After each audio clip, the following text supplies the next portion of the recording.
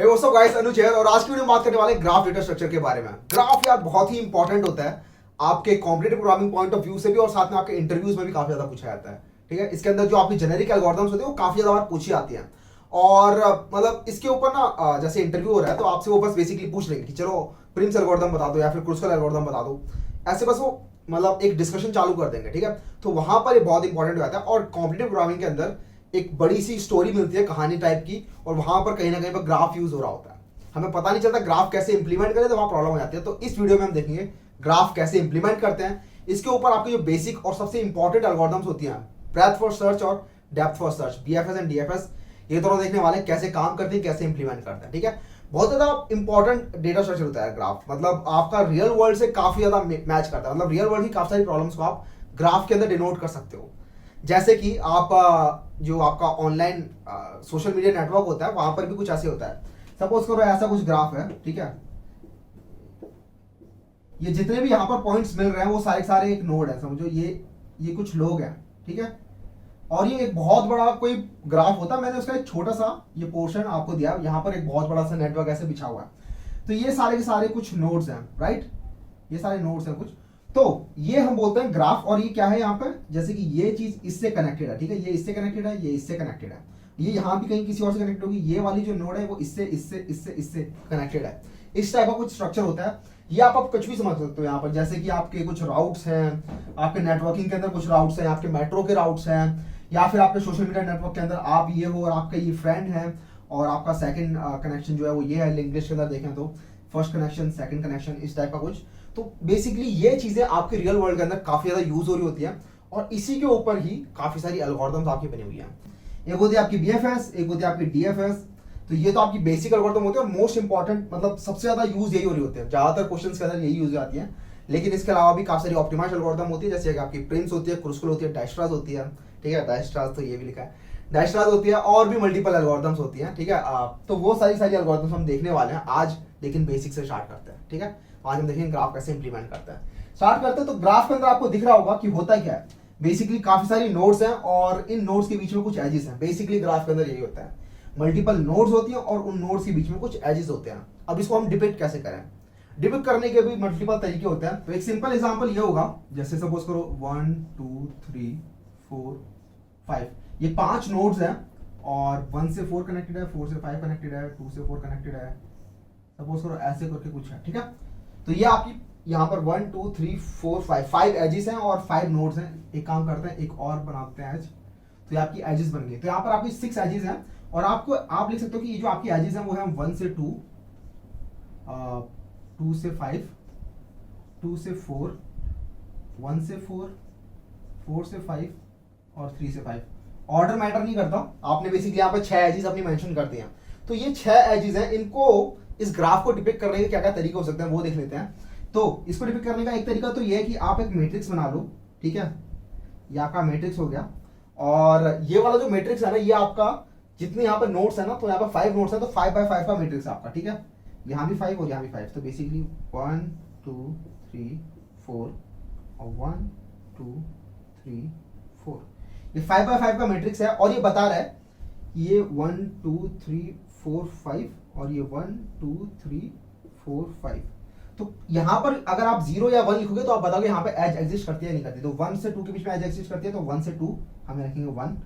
2 से 5 में as exist करती है, हाँ, तो 2 से 5 1। 2 से 4 में करती है, तो हाँ 2 से 4 वाला 1। 1 से 4 में करती है, हाँ, तो 1 से 4 वाला 1। 4 से 5 में करती है, तो हाँ, तो 4 से 5 वाला 1। और 3 से 5 में करते हैं, तो हाँ 3 से 5 वाला 1।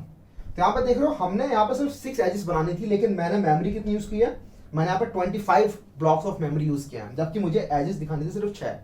तो ये होता है एक तरीका ग्राफ को रिप्रेजेंट करने का, और ये भी रिप्रेजेंट कर रहा है इस ग्राफ को, लेकिन यहाँ पर स्पेस काफी ज्यादा यूज हो रहा है। बेसिकली अगर आपके पास v एजेस हैं, तो यहाँ पर o ऑफ v स्क्वायर आप स्पेस यूज कर रहे हो, राइट। यहाँ पे आप o of v square space use कर रहे हो। तो हम इसको ज्यादा यूज नहीं करेंगे, बहुत ही इनएफिशिएंट तरीका होता है ग्राफ को रिप्रेजेंट करने का, ये हम यूज नहीं करेंगे। ठीक है, हम थोड़ा ऑप्टिमाइज तरीका यूज करने वाले हैं, और वो होता है एडजेसेंसी लिस्ट। एडजेसेंसी लिस्ट क्या कहता है, बेसिकली एडजेसेंसी लिस्ट कहता है कि हम एक एरे बनाएंगे। ठीक है, ये एक एरे होगा, और उस एरे की लेंथ होगी जितनी यहाँ पे नोड्स हैं। यहाँ पे 5 नोड्स हैं, तो 1 2 3 4, ये आपके 5 लेंथ का एरे हो गया। और इसके अंदर आप मल्टीपल बेसिकली एक लिंक लिस्ट बना सकते हो, लिंक लिस्ट की चेन। ठीक है, तो हर एक नोड से एक लिंक लिस्ट की चेन जारी होगी ऐसे कुछ, और इस चेन के अंदर आप बताओगे कि ये 1 है, ये 2 है, ये 3 है, ये 4 है, ये 5 है।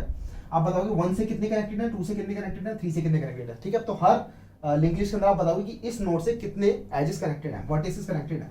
तो 1 से क्या कनेक्टेड है, 1 से 4 एंड 5 कनेक्टेड है, तो हम यहाँ पे लिखेंगे 4 एंड 5। 2 से क्या कनेक्टेड है, तो 2 से भी 4 एंड 5 कनेक्टेड है, तो हम लिखेंगे यहाँ पे 4 एंड 5। ठीक है, 3 से क्या कनेक्टेड है, तो 3 से सिर्फ 5 कनेक्टेड है, तो यहाँ पे लिखेंगे हम 5। 4 से कनेक्टेड है 1 एंड 5, तो हम लिखेंगे 4 से 1 एंड 5। और 4 से 2 भी कनेक्टेड है, राइट, तो 4 से 2 भी कनेक्टेड है। और 5 से कनेक्टेड है 4 1 2 एंड 3, 5 से 1 2 3 एंड 4, 5 से ये चारों कनेक्टेड है। यहां पर आप देख रहे हो, यहां पर जितनी आपके पास एजेस हैं उसका आपको सिर्फ डबल साइज यहाँ पे भरना पड़ा है, और वो भी इसलिए यहाँ पे क्योंकि ये एक अनडायरेक्टेड ग्राफ है। अगर डायरेक्टेड ग्राफ होता तो आपको एक डबल भी नहीं भरना पड़ता, क्योंकि अगर सपोज आपका 4 से 5 ला सकते हैं तो 4 के अंदर आप सिर्फ 5 लिखोगे, 5 के अंदर आप 4 नहीं लिखोगे उस केस में। तो आई होप आप लोग समझ रहे होगे कि ये इनएफिशिएंट है काफी ज्यादा, और ये वाला मेथड जो है वो काफी इफिशिएंट है। और हम जब ग्राफ इंप्लीमेंट करेंगे तो हम इसी वाले मेथड का यूज कर रहे होंगे। ठीक है, तो बेसिकली मल्टीपल हमारे पास वर्टिसेस हो सकती है और उनके बीच में मल्टीपल एजेस हो सकती है, लेकिन हम इस वाले तरीके को यूज नहीं करेंगे। सपोज करो ना यार कि आप फेसबुक के अंदर कितने 1 मिलियन यूजर्स हैं, सपोज करो, उससे ज्यादा है लेकिन सपोज करो 1 मिलियन यूजर है, और अगर 1 मिलियन यूजर का हमने ऐसा कुछ बनाया तो 1 मिलियन होता है आपके 10⁻⁶, और 10⁻⁶ का आप कर दोगे स्क्वायर तो हो जाएगी आपकी 10⁻12। इतने ब्लॉक्स आप रखोगे, जबकि आपको पता है कि 1 मिलियन के अंदर कुछ लोग तो आपस में इंटरेक्ट भी नहीं करने वाले, राइट, कुछ लोग इस एरिया के अंदर होंगे, कुछ लोग इस एरिया के अंदर होंगे, कुछ लोग इस एरिया के अंदर होंगे जो आपस में इंटरेक्ट कर रहे होंगे। तो इनके पास इनकी एज कभी होगी ही नहीं, तो हम इनके लिए स्पेस बना के क्यों रखें मेमोरी के अंदर। ठीक है, इसीलिए ये वाला यूज नहीं करते, ये वाला यूज करते हैं। और जरा देखते हैं ये वाला कैसे इंप्लीमेंट करते हैं आप। ठीक है, तो यहाँ पे मैंने वही तरीका दोबारा से आपको बता दिया। ठीक है, यहाँ पर आपका ये ग्राफ है, और इस ग्राफ के अंदर आप देख सकते हो यहाँ पे आपकी 5 वर्टिसेस हैं 0 से लेकर 4 तक। मैं 0 बेस्ड इंडेक्सिंग लेके चल रहा हूँ जिससे कि ज्यादा कॉम्प्लिकेशंस ना आए आपके पास। ठीक है, तो 0 से लेकर 4 तक आपकी वर्टिसेस हैं, आपकी 5 वर्टिसेस हैं, आपकी 6 एजेस हैं, और ये आपका कुछ एडजेसेंसी लिस्ट इसे हम कहते हैं। ठीक है, इसे हम कहते हैं एडजेसेंसी लिस्ट, और ये बेसिकली एक एरे है ऑफ लिंक लिस्ट।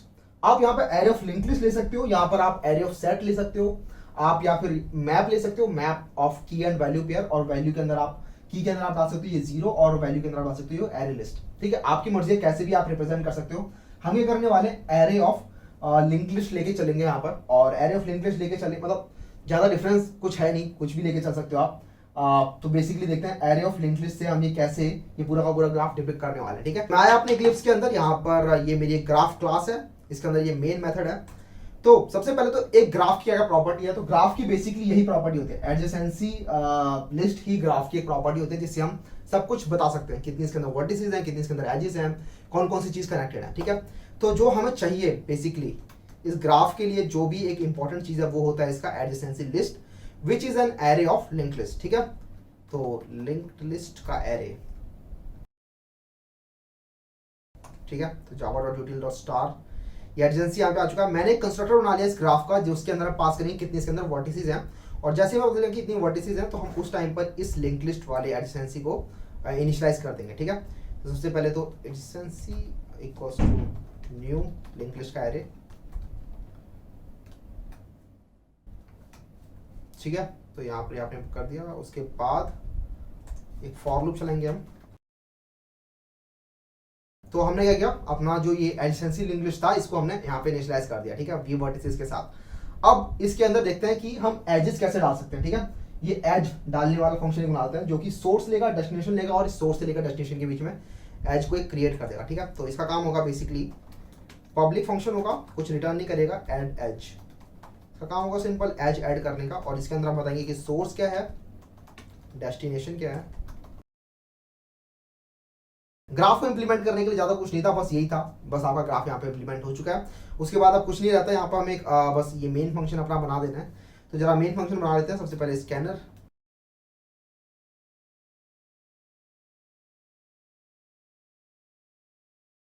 तो यहाँ पर मैंने अपना ग्राफ अपना बना लिया। ठीक है, मैंने वर्टिसेस और एजेस मांगी, और ये ग्राफ का मैंने एक ऑब्जेक्ट बना लिया है। अब हमें क्या करना है, जितनी हमने ये एजेस मांगी हैं उतनी हम एजेस इनपुट करा लेते हैं। ठीक है,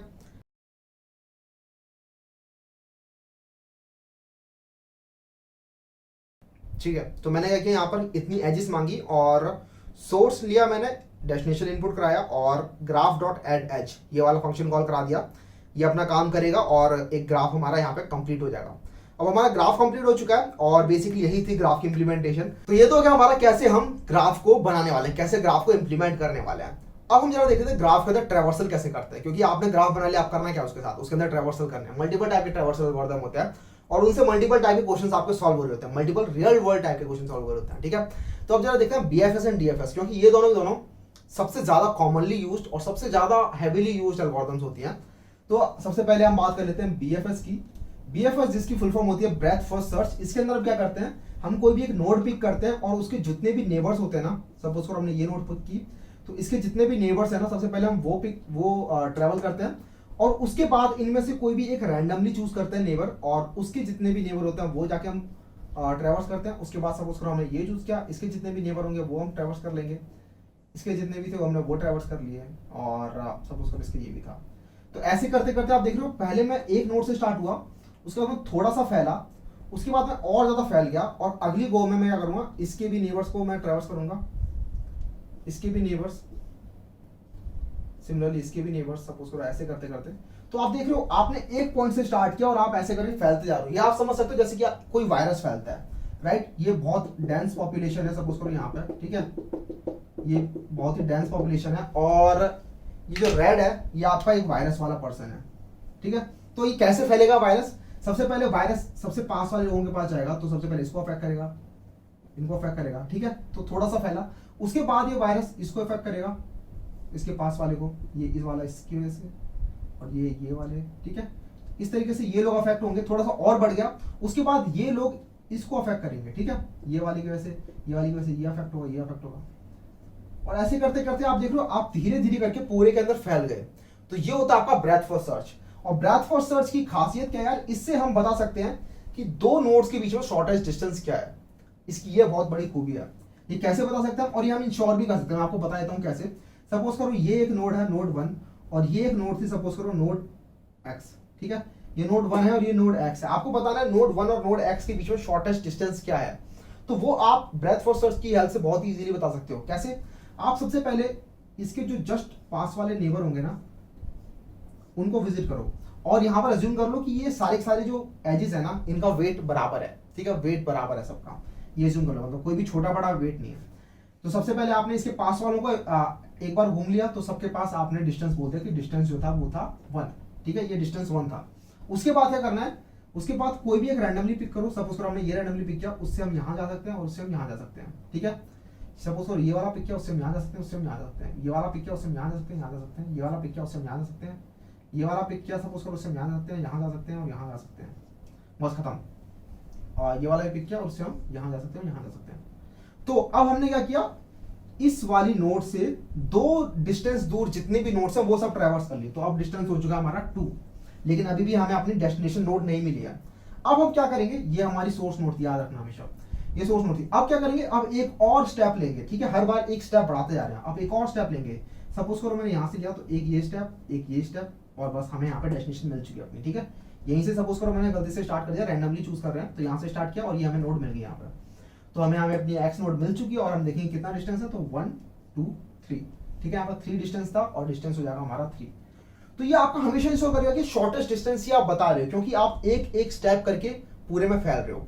और क्योंकि एक एक स्टेप करके फैल रहे हो, तो जैसे ही आपने किसी डेस्टिनेशन को पकड़ लिया, वो आप कह सकते हो कि वो डेस्टिनेशन उससे शॉर्टेस्ट डिस्टेंस पे, या कोई और रास्ता हो ही नहीं सकता जो इससे शॉर्टेस्ट डिस्टेंस पे आपको मिल जाए, ठीक है। वरना हो सकता है आप घूम घाम के कहीं से, मतलब ऐसे पूरा का पूरा दिल्ली का चक्कर लगा के तब यहाँ पहुंचो, तो वो भी एक रास्ता है, लेकिन वो शॉर्टेस्ट रास्ता नहीं है। शॉर्टेस्ट रास्ता आपका यही है, 1 2 3, ठीक है, ये शॉर्टेस्ट रास्ता है। आई होप आप लोगों को समझ में आ गया होगा ये शॉर्टेस्ट रास्ता कैसे है। अब जरा देखते हैं बीएफएस आप इंप्लीमेंट कैसे करते हो। और बेसिकली इंप्लीमेंट करने का एक तरीका है, बीएफएस को आप बेसिकली क्यू की हेल्प से इंप्लीमेंट कर रहे होते हो, और जरा देखते हो क्यू की हेल्प से आप बीएफएस कैसे इंप्लीमेंट कर रहे होते हो, ठीक है। सपोज करो ये ग्राफ है आपका, और यहाँ पर भी आपकी 5 वर्टिसेस है, और ये सपोज करो आपका सोर्स है, और ये सपोज करो आपका डेस्टिनेशन है। आपको सोर्स से लेकर डेस्टिनेशन तक बताना है शॉर्टेस्ट रास्ता क्या रहने वाला है। हमें दिख रहा है शॉर्टेस्ट रास्ता है ये वाला, ये और ये, जिसका लेंथ है 2। एक और रास्ता है जो कि ये है और ये है। कुछ और भी रास्ते आप बना सकते हो, जैसे कि यहाँ से ऐसे करके घूम के जाओ, या फिर ऐसे ऐसे करके घूम के जाओ। मल्टीपल रास्ते हैं, लेकिन शॉर्टेस्ट रास्ता सिर्फ ये वाला है, ये 0 से 4, 4 से 3। जरा देखते हैं वो हम कैसे बना सकते हैं। और क्यू का हम यूज कर रहे होंगे। क्यू आपको पता होगा यार, क्यू एक डेटा स्ट्रक्चर है जिसके अंदर जो पहले आता है वही सबसे पहले बाहर निकलता है, ठीक है। तो यहाँ से हम डालते हैं क्यू के अंदर, यहाँ से हम बाहर निकालते हैं। क्यू डेटा स्ट्रक्चर हमने सबने देखा है, ये आपकी बेसिकली एक क्यू है, क्यू यू ई यू ई।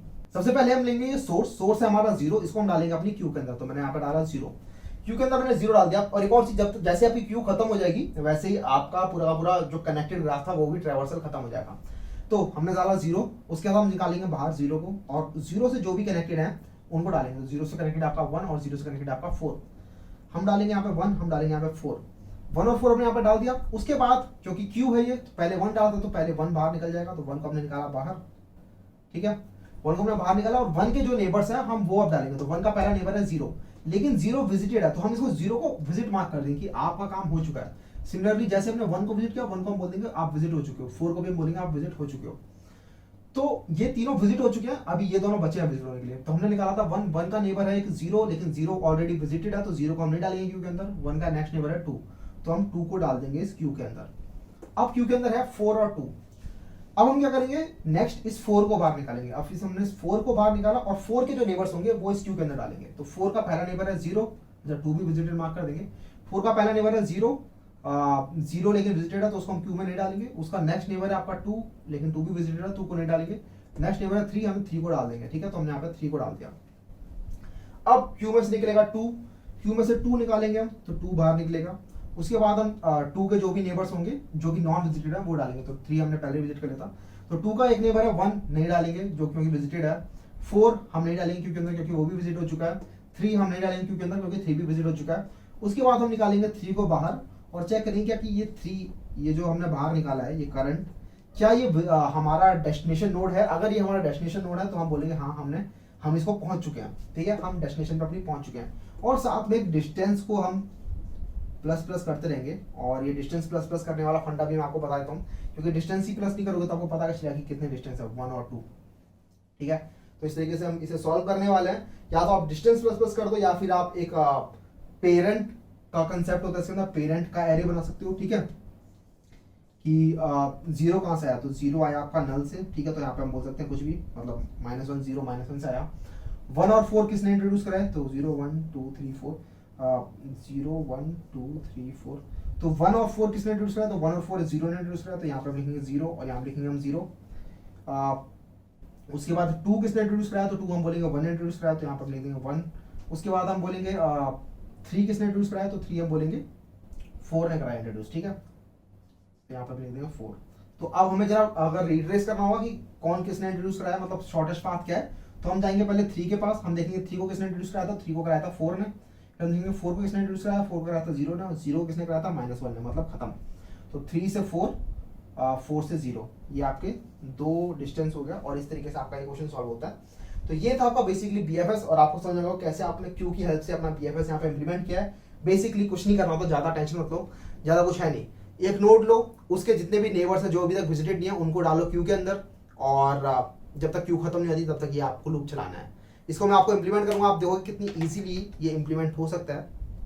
तो ये मैं आया अपने इक्लिप्स के अंदर, यहाँ पे एक फंक्शन बनाते हैं which is public void BFS, जिसके अंदर कुछ नहीं है, जिसके अंदर आपकी जाएगी एक सोर्स, इसके अंदर जाएगा आपका डेस्टिनेशन, और ये इसका काम है बताना कि सोर्स से लेकर डेस्टिनेशन के बीच में मिनिमम रास्ता क्या है, और मिनिमम रास्ते की जो लेंथ है वो यहाँ पे रिटर्न कर देगा, ठीक है, एंड। तो इसको जरा इंप्लीमेंट कर लेते हैं। सबसे पहले तो हमें चाहिए विजिटेड बुलियन, ठीक है, जो विजिटेड बुलियन, ये जो विजिट कर रहे हैं हम इसे, तो विजिटेड बुलियन एरे बना लेते हैं, तो विच इज, और इस बुलियन का जो साइज होगा वो आपका बेसिकली इस एडजेसेंसी लिस्ट का जो साइज है उसके बराबर होगा। तो इन सभी के अंदर फिलहाल फॉल्स भरा हुआ है। अब हम क्या करेंगे, सोर्स को डालेंगे एक क्यू के अंदर। तो सबसे पहले क्यू बनाते हैं, तो Q U E of integer queue equals to new. Queue को हम इंप्लीमेंट करते हैं लिंक लिस्ट के हेल्प से, लिंक लिस्ट। और अब क्या करेंगे, इस क्यू के अंदर डालेंगे queue dot add source. Queue के अंदर सोर्स को डाला हमने, और एक और रख लेते हैं पेरेंट का ये एरे, ठीक है। तो इंट पेरेंट, पेरेंट बेसिकली बता रहा है कि किसने किसको इंट्रोड्यूस कराया, तो int parent equals to new int, और इसका साइज भी होगा एडजेंसी लिस्ट डॉट लेंथ के बराबर ही, और क्यू के अंदर हम डाला सोर्स को, और साथ में हम कह सकते हैं कि जो पेरेंट है उसका जो सोर्स वाला इंडेक्स है उसको इंट्रोड्यूस कराया -1 ने, ठीक है। तो बेसिकली हम कह रहे हैं कि जो सोर्स है उसको किसी ने इंट्रोड्यूस नहीं कराया, तो बेसिकली -1 लिख दिया मैंने यहाँ पर। अब हमें क्या करना है, एक लूप चलाना वाइल क्यू डॉट क्यू जब तक हमारी खत्म नहीं होती, ठीक है। जब तक हमारी क्यू खत्म नहीं होती तब तक हमें ये लूप चलाना है। और सबसे पहले क्या करना है, इसके अंदर से पहली नोड को हमें बाहर निकालना है, तो int current equals to q dot poll होता है आपका, ठीक है। तो क्यू के अंदर से जो फर्स्ट एलिमेंट था वो हमने बाहर निकाल लिया। अब हम चेक करेंगे कि क्या ये करंट ही हमारा डेस्टिनेशन है। If current equals to destination, अगर करंट ये जो एलिमेंट हमारा बाहर निकला यही हमारा डेस्टिनेशन है तब तो ब्रेक कर जाओ, मतलब आगे कुछ चलने का कोई फायदा नहीं है, तो आप ब्रेक कर जाओ यहीं से। लेकिन अगर ऐसा नहीं है तब हमें आगे बढ़ना पड़ेगा। अब हम चेक करेंगे कि इस करंट के जो भी नेबर्स है ना उन सभी को जाके विजिट करो और इस क्यू के अंदर डालो। तो for every neighbour of this current, तो for int neighbour of this current, और ये करंट के नेबर कहां से आएंगे, तो करंट के नेबर आएंगे हमारी वो एडजेसेंसी लिस्ट जो थी, ठीक है, वो हमने ऊपर बना रखी है। तो ये हमारी एडजेसेंसी लिस्ट जो है ये हमें बताएगी कि इस करंट से कहां कहां तक जाया जा सकता है, वो आपके नेबर्स होंगे बेसिकली, ठीक है। तो वो होंगे आपके एडजेसेंसी करंट, ठीक है। तो ये आपको एक लिंक लिस्ट ला के देगा जो बताएगा कि इससे कहां कहां तक जाया जा सकता है। अब हमें क्या करना है, हमें चेक करना है कि अगर इसका जो नेबर है वो नॉन विजिटेड है, तो अगर इफ नॉट विजिटेड नेबर, अगर नेबर आपका विजिटेड नहीं है तो क्या करो, इस नेबर को आप क्यू में डालो, तो क्यू डॉट एड नेबर, और साथ में आप बोल दो कि इसका जो पेरेंट था ना, कि ये जो नेबर है इसको इंट्रोड्यूस कराया हमने करंट ने, इसको करंट ने इंट्रोड्यूस कराया, ठीक है। तो ये आपका लूप यहां पर चलेगा, और बस यही था आपका। तो जैसे ही हमारा ये लूप ब्रेक होगा वैसे ही हमारा सोर्स से लेकर डेस्टिनेशन तक जाने के लिए जो भी पेरेंट होगा, पेरेंट वाला एरे तैयार हो जाएगा। अब हमें इस बेसिकली पेरेंट वाले एरे के अंदर ट्रेवर्स करना है। कब तक ट्रेवर्स करना है, जब तक कि उसका पेरेंट -1 ना हो जाए, मतलब सोर्स नोड पे हम ना पहुंच जाए। और जैसे हम सोर्स नोड पे पहुंच गए वैसे ही लूप से बाहर आ जाओ और बता दो कि इतने रास्ते में इस तरीके से होके जाएंगे तो हम सोर्स से डेस्टिनेशन तक पहुंच जाएंगे, ठीक है। तो मैं उल्टा प्रिंट करा देता हूँ, मतलब डेस्टिनेशन से सोर्स तक का पढ़ा देता हूँ। While parent of let's say int current equals to destination, ठीक है। और while parent of current is not equals to -1, क्योंकि आपको याद होगा जो सोर्स है उसका पेरेंट -1 है, तो जैसे ही हमें मिल जाएगा सोर्स वैसे हम इससे लूप से बाहर आ जाएंगे। जब तक ऐसा नहीं होता तब तक आपको क्या करना है, sys out करंट, ठीक है, करंट प्रिंट करो और साथ में बस ये आप प्रिंट करते चलो साथ में, और कुछ नहीं करना, current equals to parent of current, ऐसे करते चलेंगे हम, और बस खत्म आपका। अच्छा, यहाँ पर एक इंटीजर रिटर्न करना है हमें, डिस्टेंस भी रिटर्न करना है, तो हम डिस्टेंस का भी एक बना सकते हैं यहाँ पर इंट डिस्टेंस, जो कि होगा आपका फिलहाल 0। और जैसे जैसे आपका यहाँ पर ये लूप चलेगा वैसे वैसे आप यहाँ पर डिस्टेंस भी प्लस करते रहना, और ये फाइनली आप यहाँ पर डिस्टेंस भी रिटर्न कर सकते हो। ओके, तो ये हमारा कोड हो गया, और साथ में मैंने ये 2 लाइनें और लिखी यहाँ पे विजिटेड की, कि सबसे पहले तो हमें सोर्स को विजिट करना है, क्योंकि हमने सबसे पहले सोर्स पे आए तो सोर्स को हमने विजिट कर दिया ट्रू, जिससे कि आप इस दोबारा से सोर्स को अपनी क्यू में ना डालो, ठीक है। और उसके साथ साथ मैंने एक और चीज लिखी है कि विजिटेड नेबर इज ट्रू, तो जैसे आप किसी नेबर को विजिट करते हो वैसे आप उसको ट्रू मार्क कर दो। तो हमने यहाँ पे अपने विजिटेड बूलियन एरे का भी यूज किया है। अब जैसे चला के देखते हैं, फॉर दिस एग्जांपल यहाँ पर हमारी वर्टिसेस है 5 और एजेस है हमारी 6, और कनेक्टेड है ये ऐसे देन 2 4, ठीक है। तो 0 से 1, 1 से 2, 2 से 3, 3 से 4, 0 से 4 और 2 से 4, राइट। तो ये आपकी 6 एजेस है। उसके बाद पूछ रहे हैं सोर्स एंड डेस्टिनेशन, तो सोर्स हमारी 0 और डेस्टिनेशन हमारी 3, ठीक है। सोर्स हमारी 0 और डेस्टिनेशन हमारी 3 डाला हमने यहाँ पे, तो ये बता रहा है 3 से 4 और 4 से आपका यहाँ पे प्रिंट होना चाहिए था 0, बट कोई नहीं। And minimum distance is 2, minimum distance आपका 2 है, यहाँ से यहाँ, यहाँ से यहाँ। तो ये आपका BFS था, और BFS आपका यहाँ पे काम कर रहा है। अगर आपको यहाँ पे प्रिंट कराना है अपना सोर्स भी, तो यहाँ पर आप इस लूप के बाहर अपना प्रिंट करा देना, वो कोई इशू नहीं है। लेकिन अपना BFS हमारा काम यहाँ पे कर रहा है, ठीक है। ज़्यादा मुश्किल था नहीं वैसे, मुझे आई होप आप लोगों को ज़्यादा मुश्किल नहीं लगाओ। सबसे ज़्यादा चीज़ें जो हमें ख्याल रखनी है इसके अंदर, तो बेसिकली कोई भी एल्गोरिथम होती है ना, उसके अंदर कुछ पॉइंट्स होते हैं, की पॉइंट्स, जिनका हमें ख्याल रखना होता है। उसके बाद बाकी सारा का सारा अपने आप बन जाता है, ठीक है। इसके अंदर जो की पॉइंट्स है वो ये है कि आपको पहले एक विजिटेड बूलियन एरे बनाना है, एक आपको क्यू बनानी है, क्यू के अंदर आपको डालना है सोर्स को, जब तक आपकी क्यू खत्म नहीं होती तब तक आपको चलाना है ऑपरेशन। और ये इंपॉर्टेंट चीज़ है कि आप मार्क करो सोर्स का विजिटेड ट्रू, और बेसिकली एक एक करके नोड निकालते रहो उस क्यू के अंदर से, उसके सारे सारे नेबर्स को ट्रैवर्स करो। अगर वो नेबर विजिटेड नहीं है तो उस नेबर को क्यू के अंदर डालो और उसको विजिट मार्क करो, और ऐसा आप करते रहोगे तो आपका ये पूरा का पूरा लूप खत्म होगा, जब तक आपका BFS भी चल जाएगा, ठीक है। उसके बाद बेसिकली मैंने यहाँ पे थोड़ा सा लिखा है जिससे कि आप पता लगा सको कि डिस्टेंस क्या है, मतलब पाथ क्या था। तो ये था आपका BFS। आई होप आप लोगों को समझ में आ गया हो। अब हम देख लेते हैं DFS क्या होता है। DFS होता है बेसिकली डेप्थ फर्स्ट सर्च, और उसके अंदर इसकी तरह नहीं होता। इसके अंदर क्या हो रहा है, बेसिकली आप एक एक करके पूरा फैल रहे हो, राइट। DFS के अंदर क्या होता है, आप पूरा का पूरा कहीं भी निकल जाते हो एक रास्ते पे, फिर आप बैक ट्रैक करते हो, वापस आते हो, फिर दूसरे रास्ते पर निकल जाते हो। कुछ ऐसा हो रहा होता है DFS के अंदर, और दोनों के ही अपने फायदे हैं। BFS के अपने फायदे हैं, DFS के अपने फायदे हैं। BFS के अंदर देखा जाए तो हम बता सकते हैं कि शॉर्टेस्ट पाथ क्या है, लेकिन BFS मेमोरी बहुत यूज करता है। मेमोरी कैसे बहुत यूज करता है, आपको आपने देखा होगा, हम यहाँ पे क्यू बना रहे हैं, और क्यू के अंदर बेसिकली सपोज करो अगर कुछ ऐसा ऐसा था, तो इस वाली नोड के लिए आपने ये भी स्टोर करके रखा हुआ, ये भी स्टोर करके रखा हुआ, ये भी स्टोर करके रखा हुआ, ये भी स्टोर करके रखा हुआ, ठीक है। उसके बाद आपने इसके लिए ये भी स्टोर करके रखा हुआ, ये भी स्टोर करके रखा। तो इस टाइम पे क्या क्या है आपकी मेमोरी के अंदर, ये सब आपकी मेमोरी में भी स्टोर्ड है। तो क्यू अगर एक कॉम्प्लेक्स ग्राफ है तो उसके अंदर बहुत सारी की सारी वर्टिसेस ऐसे ही अनयूज्ड पड़ी रहते हैं, उनका यूज आता बाद में। तो वहां पर उस केस में क्यू आपका बहुत ज्यादा मेमोरी यूज कर रहा होता है। लेकिन DFS हम देखेंगे, DFS ज्यादा मेमोरी यूज नहीं कर रहा होता, एक लीनियर फैशन में आपका वो मेमोरी यूज कर रहा होता है। नेक्स्ट देखते हैं DFS कैसे काम करता है। सपोज करो ये सोर्स है और ये डेस्टिनेशन है। अब हमें बताना है कि सोर्स से लेकर डेस्टिनेशन तक के बीच में कोई रास्ता है या नहीं है। अब यहाँ पर हम BFS भी यूज कर सकते हैं, लेकिन BFS क्या करेगा, ऐसे ऐसे करके फैलेगा, राइट, ऐसे ऐसे करके फैलेगा और अल्टीमेटली डेस्टिनेशन तक पहुंच जाएगा। लेकिन वहां पर वो मेमोरी बहुत ज्यादा यूज करेगा। मैंने आपको बता दिया BFS बहुत ज्यादा मेमोरी यूज करता है, और DFS एक एवरेज केस के अंदर कम मेमोरी यूज करता है। जरा देखते हैं कैसे। सपोज करो ये सोर्स था, DFS क्या करता है, DFS रैंडमली इसके जो भी नेबर्स हैं उनमें से कोई भी एक नेबर चूज कर लेगा।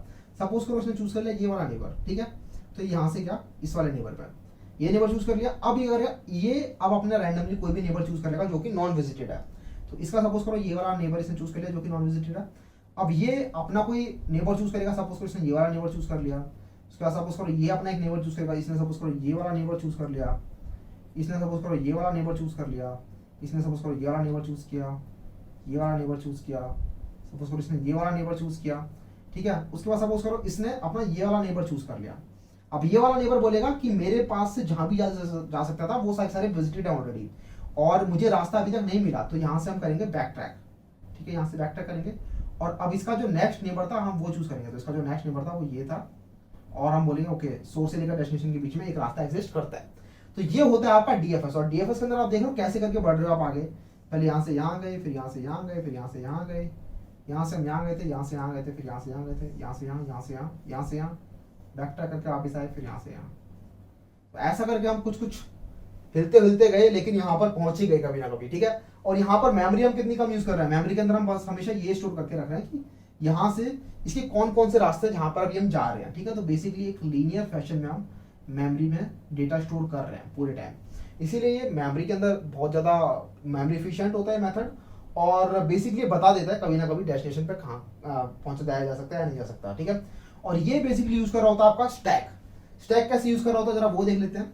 तो ये आपका स्टैक है, ठीक है। तो स्टैक के अंदर जो आपका जो लास्ट में एलिमेंट आता है वो आपका पहले बार निकलता है, राइट। तो सपोज करो आपने ये सोर्स लिया, सोर्स को आपने डाला अपने इसके अंदर, तो सोर्स था सपोज करो 1 को आपने डाला यहाँ पे। उसके बाद आप 1 को बाहर निकालोगे, और 1 के जो भी नेबर होंगे उसको स्टैक में डालोगे। तो 1 का जो पहला नेबर था सपोज करो ये था 2, ये था 3, ये था 4। तो 1 के जो भी नेबर्स थे वो आपने डाल दिए। तो 2 को डाला आपने, 3 को डाला आपने, और 4 को डाला आपने, ठीक है। उसके बाद आपने 4 को बाहर निकाला, और 4 के जो भी नेबर्स थे वो आपने इसके अंदर डाल दिए। तो 4 था हमारा ये, 4 के नेबर ये और ये थे, ये थे। 4 के ये सारे नेबर 5, 6 और 7 ये आपने इसमें डाल दिए। तो 5 डाला, 6 डाला, 7 डाला। उसके बाद इस 7 को बाहर निकालोगे, 7 था ये, और 7 के जो भी नेबर थे उनको डालोगे, तो आप देख रहे हो यहाँ से आप यहाँ गए, यहाँ से आप यहाँ गए। तो इस तरीके से आप चल रहे हो और एक लीनियर फैशन के अंदर आप यहाँ पे डेटा स्टोर कर रहे हो। तो इसीलिए हम कहते हैं ये मेमोरी एफिशिएंट होता है, और कभी ना कभी तक हम इसमें रास्ते तक पहुंच जाते हैं। जरा देखते हैं कैसे इंप्लीमेंट होने वाला है स्टैक की हेल्प से। तो या तो आप खुद का अपना स्टैक बना लो, या फिर रिकर्सिव स्टैक का भी यूज कर सकते हो।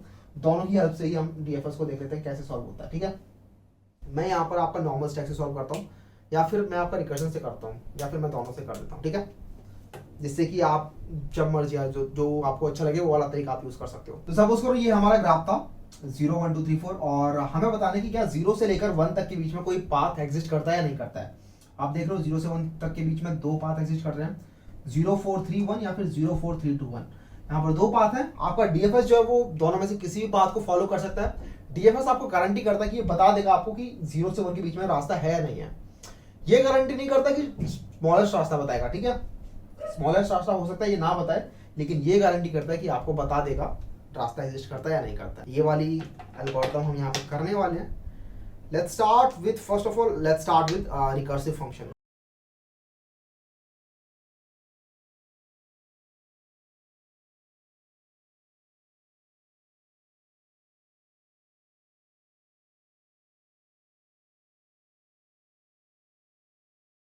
तो यहाँ पर मैंने एक रिकर्सिव फंक्शन बनाया डीएफएस का, और देखते हैं जरा ये काम कैसे कर रहा है। तो सबसे पहले जैसे कि एक रिकर्सिव फंक्शन में हम करते हैं हमेशा, सबसे पहले हमने देखा है बेस केस हैंडल करना है। ठीक है, तो बेस केस क्या होगा, बेस केस होगा जैसे ही आपका सोर्स और डेस्टिनेशन अगर आपका बराबर है तो वो आपका बेस केस हिट कर जाएगा, और अगर आपका सोर्स और डेस्टिनेशन बराबर है तो इसका मतलब आप ऑलरेडी डेस्टिनेशन में पहुंच चुके हो, तो रास्ता एग्जिस्ट करता है, हमने रिटर्न कर दिया ट्रू। अब हमें क्या करना है, अब हमें सोर्स के जितने भी नेबर्स हैं उन सबके पास जाना है और डीएफएस चला देना है वहां से। सबसे पहले मैं पहले नेबर के पास आया और मैंने चेक किया कि क्या ये नेबर विजिटेड है। अगर ये नेबर विजिटेड नहीं है तो हम पहले इस नेबर को विजिटेड मार्क कर देते हैं, और उसके बाद चेक करते हैं कि क्या इस नेबर से डेस्टिनेशन तक पहुंचा जा सकता है या नहीं पहुंचा जा सकता। तो यहाँ पर देख लो मैंने एक रिकर्सिव कॉल मारी है। अब मैं भूल जाऊंगा कि वो क्या करने वाला है। ठीक है, वो मेथड क्या करने वाला है वो मैं भूल जाऊंगा, क्योंकि हमने रिकर्सिव लीप ऑफ फेथ देखा हुआ है। अब मैं भूल जाऊंगा कि ये मेथड क्या करने वाला है, डीएफएस क्या करेगा, मुझे बेसिकली एक ट्रू या फॉल्स वैल्यू ला के देगा। अगर ये मुझे बोल देता है कि इस नेबर से इस नेबर से अगर डेस्टिनेशन तक पहुंचा जा सकता है तो मैं बोल दूंगा कि हाँ यहाँ से अगर पहुंचा जा सकता है तो ठीक है, रिटर्न कर दो ट्रू। अगर कनेक्टेड है तो रिटर्न कर दो ट्रू। लेकिन अगर यहाँ से नहीं पहुंचा जा सकता तब मैं क्या करूंगा, तब मैं ये फॉर लूप में तो हुई, तो मैं अब दूसरे नेबर के पास जाऊंगा और सेम डीएफएस वाला फंक्शन चला दूंगा। तो हो क्या रहा है यहाँ पे, अगर हम इसके ऊपर ड्राई रन करें तो मैं पहले आऊंगा 0 के पास। मैं 0 का जो पहला, तो 0 को मैं बोल दूंगा विजिटेड है। ठीक है, 0 को विजिटेड मार्क कर दूंगा मैं, और फिर मैं आऊंगा और 0 का जो फर्स्ट नेबर है वो है 4। मैं चेक करूंगा कि क्या 4 से 1 तक पहुंचा जा सकता है या नहीं जा सकता। और अगर मुझे बोलता 4 कि हाँ पहुंचा जा सकता है तो मैं बोल दूंगा कि ठीक है, आंसर सही है। अगर मुझे 4 बोलता नहीं पहुंचा सकता तो मैं बोलूंगा कि नेक्स्ट नेबर पे आता है। लेकिन 0 का तो एक 4 ही नेबर है, राइट।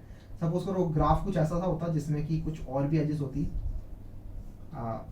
ये करके कुछ ग्राफ होता 0 1 2 3 4 5 6 7, राइट। कुछ ऐसा भी हो सकता था ग्राफ हमारा, और 4 पे ना आके मैं पहले 5 पे आ सकता था, तो मुझे 5 तो लाके देता फॉल्स। ठीक है, 5 मुझे लाके देता फॉल्स, लेकिन मुझे ये 4 जब आगे बढ़ेगा तो 4 को तो मिलेगा ट्रू, तो 4 को तो यहाँ से ट्रू मिलेगा, और 4 मुझे लाके देगा ट्रू। तो ऐसा कुछ होगा और मुझे फाइनली यहाँ से ट्रू रिटर्न हो जाएगा। ठीक है, ट्रू रिटर्न हो जाएगा यहाँ से। तो ऐसा कुछ होने वाला है, देखते हैं जरा कैसे काम कर रहा है ये। तो अगर मुझे कभी भी मिल जाता है, मेरे जितने भी नेबर्स हैं वहां से अगर रास्ता मिल रहा है मेरे को, तब तो मैं फाइनली रिटर्न कर दूंगा ट्रू, कभी भी अगर मिल गया। और अगर मुझे मेरे जितने भी नेबर्स हैं उनमें से किसी से भी रास्ता नहीं मिला मुझे डेस्टिनेशन तक का, तो मैं बोल दूंगा फाइनली फॉल्स। ठीक है, तो ये फंक्शन ऐसे काम कर रहा है, और जरा इसे चला के भी देख लेते हैं। तो इसके लिए ये मुझे विजिटेड वाला बनाना पड़ेगा पहले से, राइट। तो एक विजिटेड वाले के लिए मुझे ना यहाँ पे एक डीएफएस का एक हेल्पर फंक्शन बनाना पड़ेगा। तो मैं या तो कह देता हूँ कि यही डीएफएस का हेल्पर फंक्शन है, तो डीएफएस यूटिल नाम दे सकते हैं हम इसको, डीएफएस यूटिल। यहाँ पे भी चेंज करता हूँ डीएफएस यूटिल, और एक नॉर्मल फंक्शन बनाते हैं, और इसको हम कर देते हैं प्राइवेट, क्योंकि ये ऐसे कोई यूज़ नहीं करेगा। पब्लिक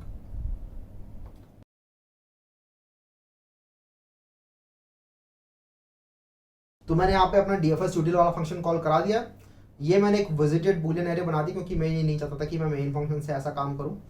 तो ये हमारा हो गया सोर्स डेस्टिनेशन। डिस्टेंस हम यहाँ पे प्रिंट नहीं कराते हैं, तो मैं यहाँ पे BFS ना कॉल करा के DFS वाला फंक्शन कॉल कराऊंगा। तो ग्राफ डॉट, इसको मैं प्रिंट करा देता हूँ, सिस्टम डॉट आउट पॉसिबल, अगर पॉसिबल होगा तो ये बताएगा यस या फिर बताएगा नो।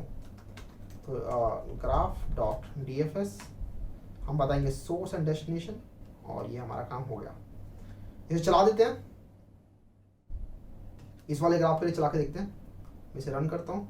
तो हम यहाँ पे पहले बता देते हैं, इसके अंदर है 0 1 2 3 4 5, तो 5 तो इसके अंदर वर्टिसेस हैं, ठीक है। सोर्स एंड डेस्टिनेशन, तो सोर्स है हमारा 0, डेस्टिनेशन है हमारा 1, और ये बताएगा पॉसिबल है ट्रू, ठीक है। तो ये पॉसिबल है, 0 से लेकर 1 तक जाया जा सकता है। लेकिन अगर पॉसिबल नहीं होता, सपोज करो होता है ना कई बार ग्राफ के अंदर ऐसा भी हो सकता है कि एक ये ग्राफ है और एक दूसरा कहीं पे अलग ही ग्राफ है, ठीक है।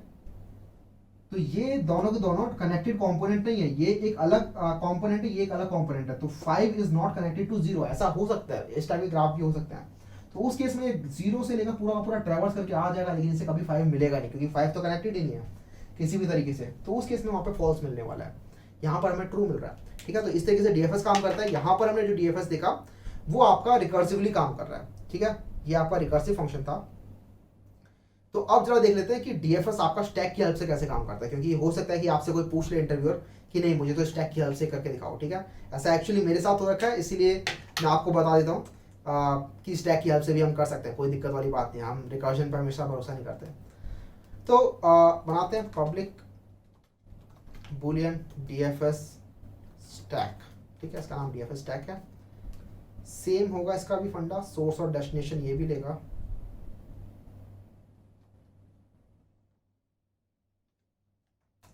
ये कुछ चीज़ें और भी करेगा, जैसे कि एक विजिटेड बनाएगा, इसको मैं कॉपी कर रहा हूँ यहाँ से। तो इसने ये विजिटेड बनाया, visited of source is true. Now एक स्टैक बनाएंगे हम, स्टैक ऑफ इंटीजर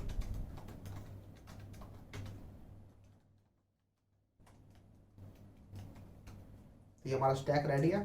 स्टैक के अंदर हम डालेंगे stack dot push source. Stack के अंदर हमने सोर्स डाला, और while not stack is empty, जब तक हमारा स्टैक खत्म नहीं होता तब तक हम स्टैक के अंदर एलिमेंट को डालते रहेंगे। सबसे पहले हम क्या करेंगे, स्टैक में से एलिमेंट को एक पॉप करेंगे। तो int current stack dot pop, ठीक नहीं पॉप। तो पहला एलिमेंट हमने बाहर निकाला, और इसके जितने भी नेबर्स होंगे उन सबको हमें स्टैक के अंदर डाल देना है।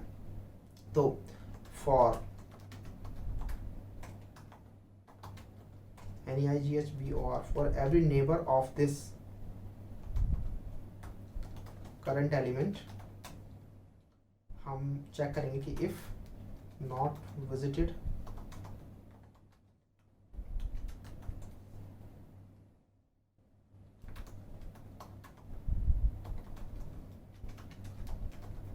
नेबर को ट्रू मार्क कर दो, और साथ में इसके अंदर स्टैक के अंदर से डाल दो।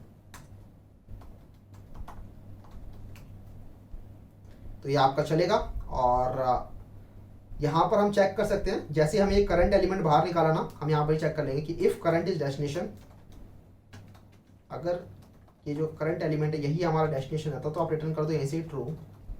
और कभी भी अगर ऐसा नहीं होता, यहाँ से ट्रू रिटर्न नहीं होता, तो हम फाइनली बोल देंगे कि कोई रास्ता पॉसिबल ही नहीं है और रिटर्न फॉल्स। तो आप इसको चला के देख सकते हो, ये वाला फंक्शन भी आपका इजीली काम करेगा।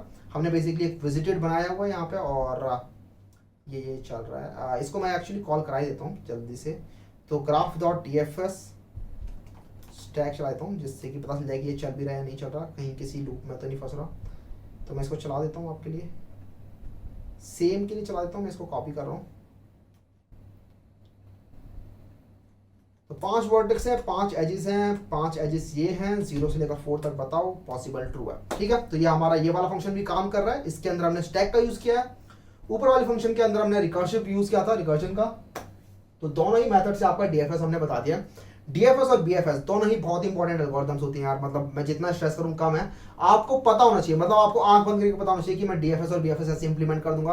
आपको आंख बंद करके पता होना चाहिए कि BFS ऐसे काम करता है, DFS ऐसे काम करता है। मतलब इंटरव्यूअर के सामने सोचना भी नहीं है BFS और DFS की बात आए तो। थोड़ी और एडवांस एल्गोरिथम होती है, वहां पर थोड़ा सोच सकते हो, लेकिन वो भी आपकी टिप्स पे ही होनी चाहिए। लेकिन हम उनकी बात करेंगे नेक्स्ट वीडियो के अंदर। आज हमने देखा कैसे BFS DFS काम करता है। आई होप आप लोग समझ गए होंगे कैसे काम करता है। बहुत ही इंपॉर्टेंट, मतलब बार बार मैं कह रहा हूँ, बहुत ही इंपॉर्टेंट एल्गोरिथम्स होती हैं।